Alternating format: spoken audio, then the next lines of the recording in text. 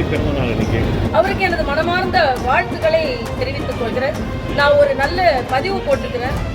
நேரம் கருதி அதை நான் சொல்லலை. அதான் நீங்கள் அந்த பதிவை பாருங்க.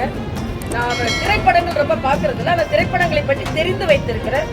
அவர் நடித்த திரைப்பட தலைப்புகளை வைத்தே நான் ஒரு ட்வீட் போட்டிருக்கேன்.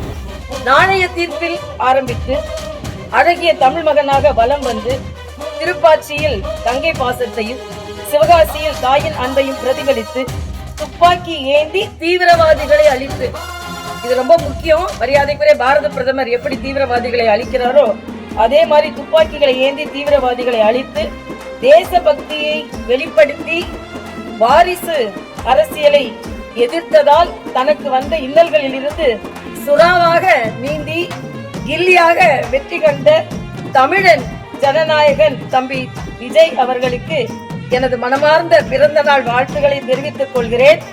புதிய கீதை வழியில் தீய சக்திகளை எதிர்த்து நல்லது நடக்க துணை நிற்க வாழ்த்துகிறேன்.